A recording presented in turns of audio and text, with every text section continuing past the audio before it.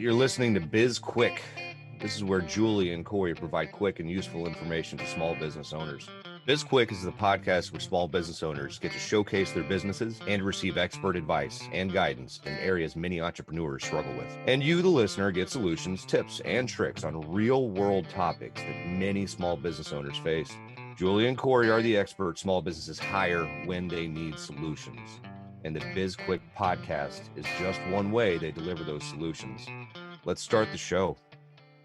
Hello and welcome to BizQuik. I'm Corey. And I'm Julie. And on today's show, we've got Ian Carlstrom from Fargo, North Dakota. He is an expert in the Entrepreneurial Operating System, also known as EOS or EOS from the book Traction. And he has created his own version designed to help small businesses. So those businesses kind of at or reaching towards $2 million in revenue.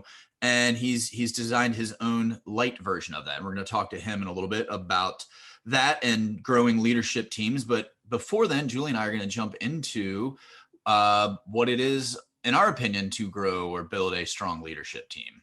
Love this conversation. I really do. And I love that he built his own basic EOS system, just simply because a lot of small businesses can't afford to hire an EOS implementer and to really implement EOS well. You want to use an implementer. So the fact that he's provided a solution for small businesses, that's really nifty. I'm going to use the word nifty because I don't feel like we've ever used that on the podcast. Yeah, and he's from the Midwest, so I feel like it's a Midwest word. Is there ever a more Midwestern name than Carlstrom? I don't think so. I have no idea. I'm from the East Coast, so.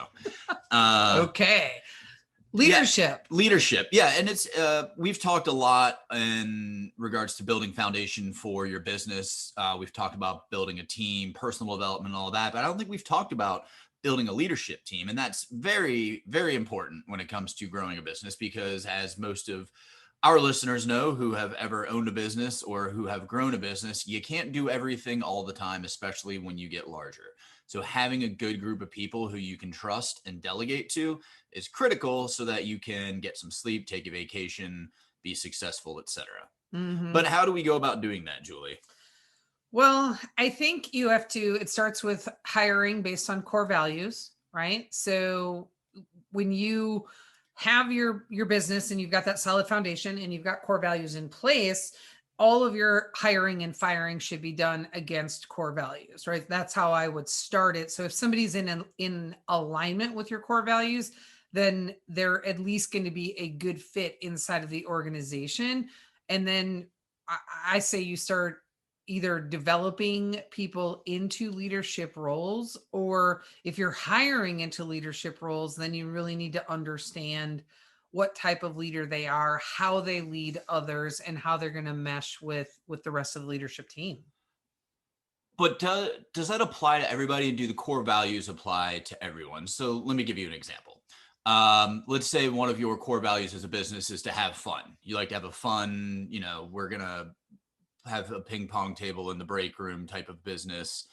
Do you want that for your compliance officer or your CFO? Do you want them to understand that having fun is important, but, when it comes to numbers, we shouldn't have fun with when we're, talking about the budget. Well, yeah, but I feel, and I don't know, I guess I feel like that's obvious, right? I feel like you want to have people that know how to have fun, but know when it's appropriate. And maybe we're giving too much credit to people, or maybe I'm giving too much credit to people. We do that too often. We give too much credit. That is true. But I feel like it should be obvious to you, like, if somebody's going to mesh with the core values of your company, right? If I'm a compliance person and I like to, smoke a J at lunch, do they still say smoke a J? No, they do not. Okay. What do they call it then? Eat an edible? Sure. I don't know. You have a Scooby snack at lunch? Yeah, you should just stop there. Okay. I'm just going to stop. I don't know. Clearly I'm not cool in that way, but what you're looking for on that team as the founder, the CEO, that you're the person at the front of the ship.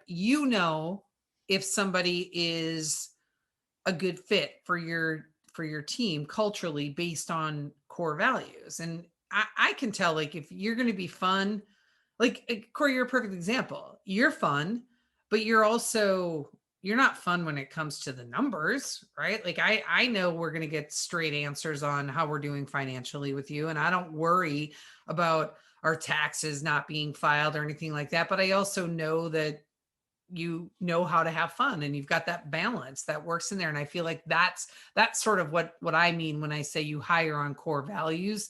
It's not everything is fun all the time, but you know how to have fun. You know, balance is important. True. I'm going to argue, well, not argue. I think that core values is super important. I think the most important thing, and we've said this numerous times, but and it's something that I always need to work on, is just communication, transparency, being open with your leaders, providing as much information as you possibly can. Now, you don't want to, you might not be able to share all of the details, but you should be able to share as much as you can and give an explanation why numbers are a way, or a policy is a reason, the reason for the policy, or whatever it is, and having that communication, and then extending that communication to the team, so that you're pushing information to your leaders, and then they're pushing information out to their team. Yep. We've advised, we've worked with clients before in the past where we've told them, we've emphasized the importance of transparency and, clear, crisp communications, and talking about if somebody, when we used to host, like, well, in some places it would be coffee and conversations, and other places it was cocktails and conversation, depending on the company. But when somebody asks a question, when you open up the floor and say, let's do some Q&A, ask us your questions, we're going to answer them. And as a leader, you get a question that you don't want to answer, you have to be really transparent about what's about to happen next, right? So it's either great question, thanks for asking that, Sandy, we can't answer that right now, but as soon as we can, I will. Or for some reason, leaders have this notion that it's not okay to say, I don't know, right? Like you should be comfortable being like, I don't know the answer to that today. I don't know, right? If we're having financial struggles and I ask you a question about it and your response is, I don't know the answer to that today, but we'll figure it out. And when I know it, I'll tell you. And I think right there, we got to start wrapping it up here in a second, but I think that's the most important part. It's not knowing the answer is completely fine, but not saying I don't know and leaving it at that is not. I don't know, but I'll go find the answer, or we'll know in a week, or whatever. You don't want to leave people on the edge of their seats. You want to give them some sort of closure in terms of an answer to the question, in the sense that I will get an answer later. I might not have it right now, but yeah. A strong leader knows. A strong leader is comfortable admitting they don't know something and being transparent about that. And if you can't admit that, then you've got some work to do as a leader. Yes. So let's go ahead and take a quick commercial break, and then we will bring Ian in to talk more about leadership. Hey, everyone. If you're like most entrepreneurs out there, time is not something you ever seem to have enough of. We get it. There are a million things that need your attention, both in business and in your personal life. That's why we created Time Bomb. This is a self-paced course designed to help you determine what your time is worth and where you should be spending those precious hours every day. Right now, we have an option to buy the bundle, which also includes products designed to help you become more efficient with your time. It's a $70 deal you're getting for only an additional $30. Head on over to sbpace.com to learn more. Time Bomb. Take control of your calendar, gain control of your life. Welcome back to the show, everybody. We have Ian Carlstrom on, and he is going to talk to us about leadership, his approach to EOS, however you pronounce that, I don't know. And we'll get into that. But first, Ian, tell us a little bit about you. How did you get to where you are, develop your program, all of that? Well, it all started back when I finished up my MBA. It was 2015. My wife and I thought, we had a little kiddo at the time. He's a little bigger now, but we thought we'd settle down. So we found a nice small town in northern Minnesota, and I got a job as a business advisor doing some really awesome stuff. Kind of hit the ground running with the EOS language, tools, book, and quickly all of us in the organization became EOS implementers and got training from EOS. I worked I worked with many clients within that structure, but also outside of that structure for the next almost 3 years. And I didn't take long, but I found out that the EOS structure was targeted at a much larger client than I was typically accustomed to working with. It was a small rural area. Most of the businesses aren't necessarily 2 to 20 million or more. And so I did well with EOS, but finally the wife and I decided that we wanted to move back to where we went to school and be closer to our friends and all that. So I knew through the EOS system, through the EOS courses and trainings, that I was an implementer, an integrator, if you will. And so I wasn't necessarily that visionary. So I was kind of looking to find some jobs in Fargo, being that integrator role, kind of director of operations, if you will. So I got a couple of different jobs that ended up to be short term, but business operations manager, director of operations type roles. But then a company restructuring, I was involved in a big layoff right before Christmas in 2018. And then, or no, that would have been 2019. And so what I did is I knew that I wasn't going to get a job right before Christmas. So I decided I knew that I wanted to use my skill set with EOS, but I no longer had my EOS credentials. And so I built a tool set that was much more directly relevant to the clientele that I was seeking to work with.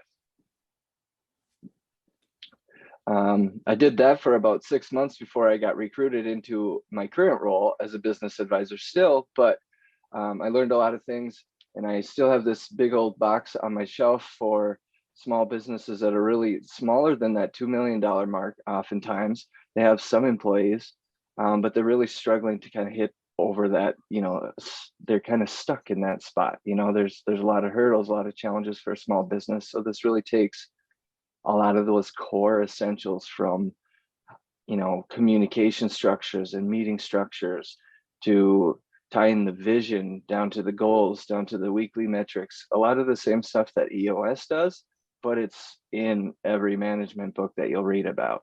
And EOS even admits themselves that it's not original, it's just their language of it. Yeah, I think what I really appreciate, use your words, Julie, that you did was you took EOS is very, very popular. EOS, right, is the book Traction, comes from the book Traction, and it is a very popular concept. We have worked in a couple of organizations, consulted for a couple of clients who use EOS, and it's a great tool, but it's not built for those small business owners who are in those early stages of growth and haven't really hit that substantial, hit significant levels yet, especially on the leadership side, because a lot of small business owners, they don't have a big leadership team, right? It's 1 or 2 or 3 people at the most. And EOS is designed around a strong leadership team. If I remember correctly, the concepts of it. That's right. And in my experience, the EOS clients that you would have them for no longer than 18 months. And let's just say the whole EOS toolkit, let's just say it contains about 20 tools. Those clients are going to get through a core 8, 9 to 12 of them in the first 6 months, and they won't really get to the next 20 of them. And so, although EOS claims to be simple, I simplified it even more. Get rid of the stuff that's not going to get used.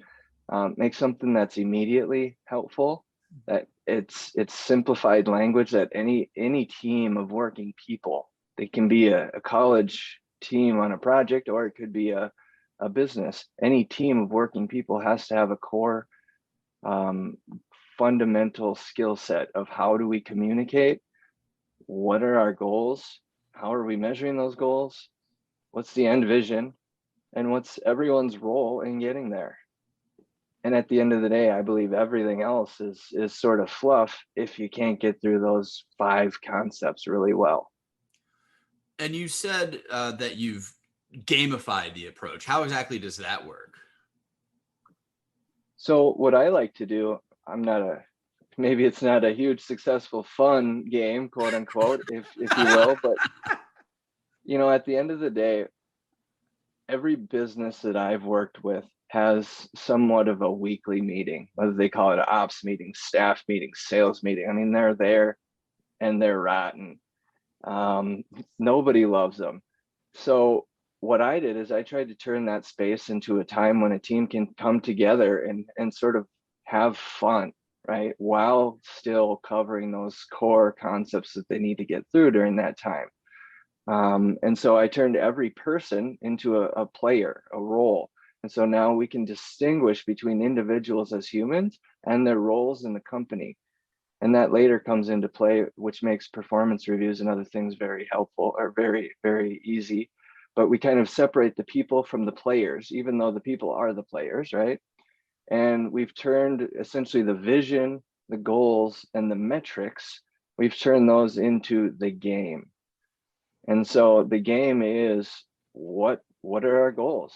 That's the game. The greatest game is business. What's the end goal? What do we want to do? What are the goals that we're working on right now? And each player is kind of attached to a goal. It's their sort of token to move forth in the game. And then the kind of the weekly metrics or the weekly measuring, every business is sort of or should be, has sort of a scorecard approach or a weekly number that they're hitting. And so those simply become kind of the momentum of the game. And the teams can make it as fun or as not fun as they want by, adding rewards or adding milestones or adding any sorts of motivating factors. Well, I'm going to go on record as saying I love our team meetings, Corey. It's my favorite. It's my favorite part of the week is our team meetings. And, a lot of times I have, friends or people in my network that when they find out that Corey and I have like a 3-hour team meeting every Monday, they're like, there's just 2 of you. Why do you need 3 hours? And I'm like, because there's just 2 of us, right? So we have to cover literally everything in the business. And we walk through our weekly plan and the priorities, and we look at the numbers and we look at our metrics and we do all of those things. I would love to gamify that though, and, see how that works. But I have a question that goes to when you have a few more people on a leadership team and they're in those weekly meetings or even outside of the meetings where you've got the members of the team that are somewhat pitted against each other, right? So it's not so much a game. Well, it kind of is, but it's more like warfare than it is like, the game of life or sorry, right? Where it's people intentionally trying to sabotage other people on the leadership team. And I've seen it a lot inside of organizations. Do you have anything, any recommendations or anything that you have built into your system that helps alleviate that or address that? Yeah, absolutely. That's a key thing for any leadership team is to have that cohesion. One thing I learned through just general working with clients, something that's built into the whole traction and EOS system is really sort of a bit of heavy lifting up front, where you're bringing teams together in sometimes extended periods of time, up to a whole day together even. But where you're really bringing those teams together in fleshing out the vision, fleshing out those issues, and really getting transparent with each other what those are. And in my experience, even way before I got into EOS, I found that just getting some of those issues out in front of people, such as on a whiteboard, bullet pointing the issues, and just getting it out there is really half the battle. If we can get those out there and keep them somewhere, bring them back to that next team meeting until we resolve them or until they go away. Those are the kinds of transparent leadership teams that have to grow and build together. Otherwise, as Gino Wickman puts it, people aren't rowing in the same direction. Yep. So that's essential. Sorry. Follow-up question. What do you do when it's the leader that is promoting the divisiveness on the team? Yeah. So in my experience, a lot of that gets fleshed out pretty quickly when you're working to set the vision, kind of reverse engineer the goals down to the metrics. A lot of that gets fleshed out when you start asking the question, what's really important? What's going on? What are the issues in getting there? And frankly, it'll get you fired as an advisor if the client's not willing to move through it, because sooner or later they just kind of sick of working with you. But a lot of times, I think it's that advisor's role to really ask powerful questions to the leader and empower the team to be able to be transparent with each other about those things. Yeah, I almost think that firing would be welcome, right? Where if the leader is like, yeah, we don't, this isn't working out. If we're working with a client who's just unwilling to acknowledge their role in the chaos and the drama inside the organization, I think I would probably welcome being fired before I walked away. Yeah, absolutely. And one really powerful piece of business that any team should do is sort of a core values exercise of any sort, really. EOS has it, but anyone has it, but just really getting clear on the core values, but not just the core values, but how and what they mean to the organization.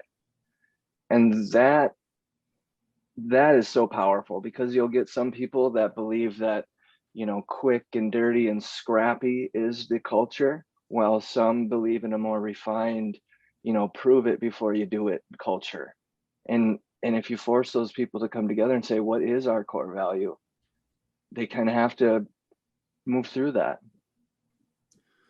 Yeah, and you touched on transparency earlier, and that's something, the communication is something that we talked about in our opening to this podcast before we brought you on, and that's important. But one of the other things that I think is most important, and you've also kind of talked about that, is the metrics.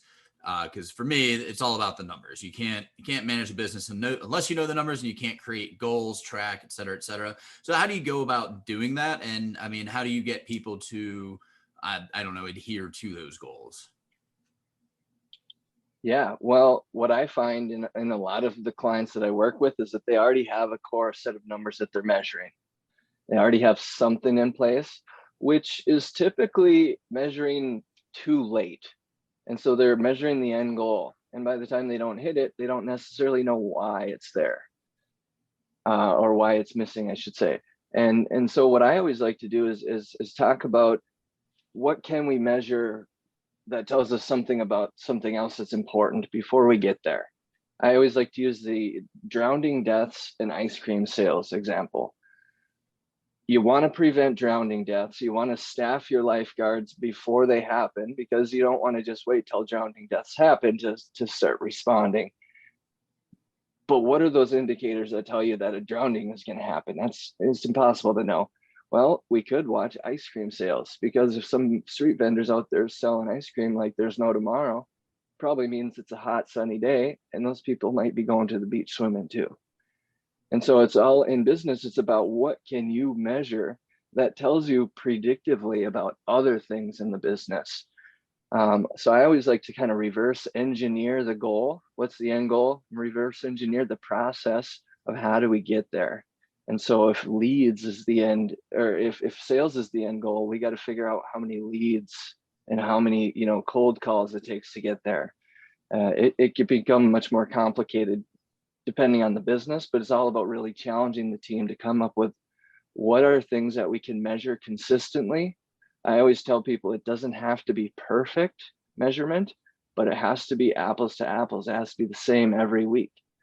The metrics can change over time and should probably change over time, but we got to figure out something that we can put into place now. And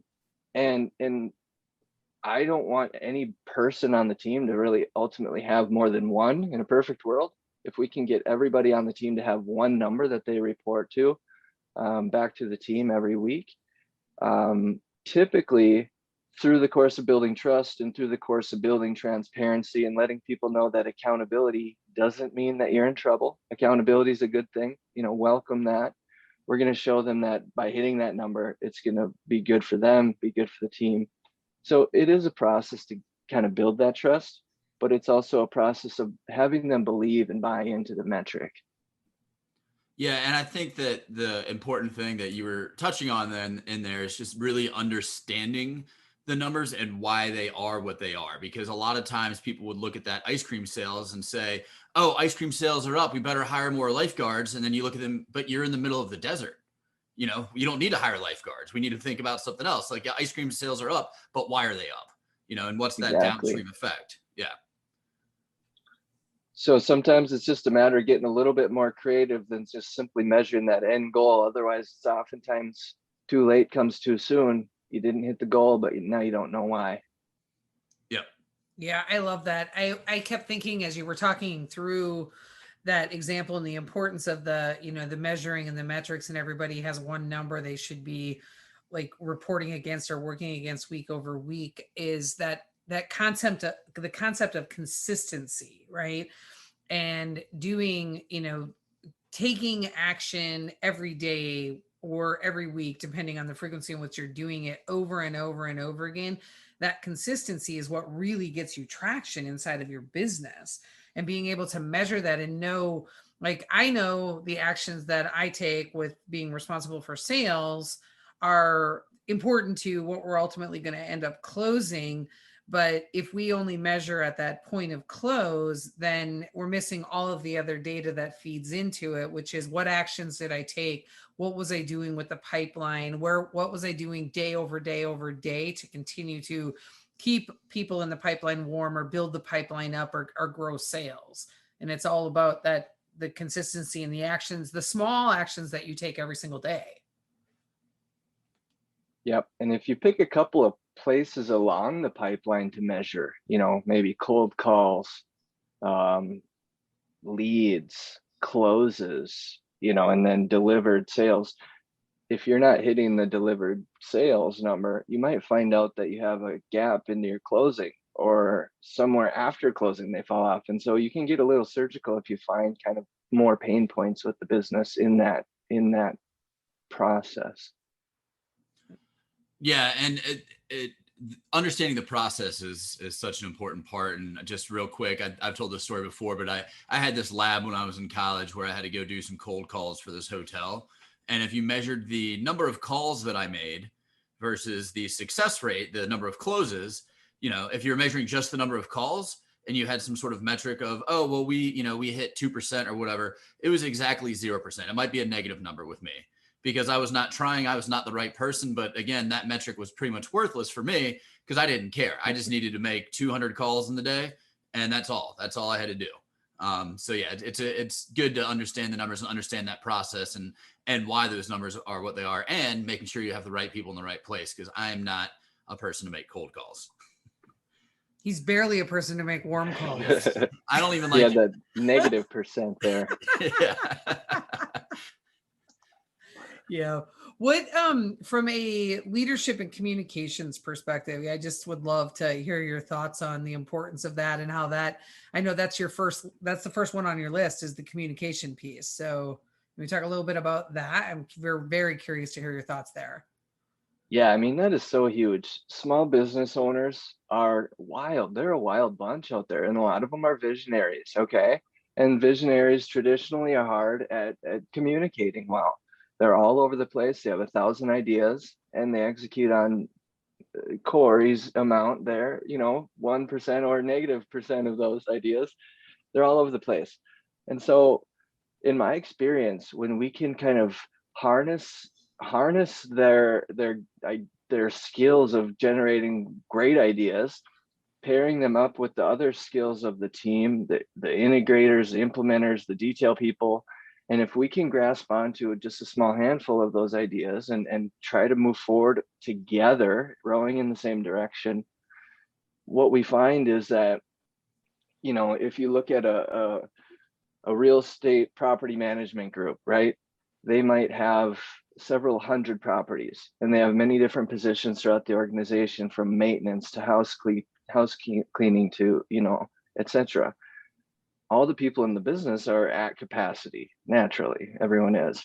And so as this business wants to grow to the next 100 or to get to 500 or 1,000 properties, everyone's already at capacity in the organization in their own mind. So how are we going to grow? And so to be able to communicate that this is the path that we're going to double over the course of the next 2 years. That means we need to do this, this, and that this year. That means we're going to focus on this quarter. That's a really powerful conversation to get everybody in the organization rowing in the same direction behind that visionary. And the visionary gets the benefit of, typically they're like, man, I've said it 1,000 times, but they don't listen. But now when we put a little structure around it, put a little, weekly reinforcement around that with some metrics, I mean, that can become such a powerful factor in a business. Yeah, I can appreciate the description that you gave of the visionary. Saw a little bit of myself in there with all the ideas, and I'm always wanting to like, let's go, let's do this. And Corey's pretty good at reeling me back in and be like, nope. Let's finish the thing we're working on right now. But I'm wondering, for the people that are listening who are not familiar with the roles in EOS, can you just give the roles and a really short description, because we're starting to bump up against time here, but I just want to hear the other roles. The other roles, so we got the visionary and the integrator. You want me to talk about those two? Yeah, are those the only two roles there Those are? two, really? yeah. Okay. Yeah, so the visionary is typically that idea person. We have all met them. They're high energy, lots of ideas. They don't typically execute or follow up on their ideas well. And typically when it comes to communication, in my experience, they can sound unorganized because they're going 1,000 miles an hour, right? They don't take they might take notes, but they aren't necessarily the person that's going to follow up on the notes without somebody saying, hey, I need you to follow up on the notes. Whereas the integrator tends to have a larger skill set in the details, detail-oriented person. They are the ones that if you said something last week, they're going to ask you about it this week because they remembered, they haven't forgotten. They're the really good complementary skill set for kind of that leadership of a business, because you've got a visionary without an integrator is like a dog without an integrator without a visionary is like a dog without an owner. You kind of needs that owner to love and to honor, where a visionary without an integrator, I often see spinning wheels a lot, getting stuck because they need that integrator, and the integrator needs the visionary. Interesting. I see a little bit of both roles in both Corey and I. I don't know. Do you same, or do you think it's more one of us is more one than the other? I mean, there's definitely there's definitely a little bit of each. There's a good spread, let's say. Yeah. All right. Well, we need to start wrapping up, or to actually wrap up now. So, Ian, this was really great. Can you tell our listeners how they can find you? I would say check out my website. That'll bring you to my contact me page. Feel free to reach out. That'll go directly to my email, and I'd be happy to answer questions. All right, great. Well, thank you so much for joining us today. We really appreciated the conversation, enjoyed it very much, and we have good news. You did not suck because we went over on time. So good job there.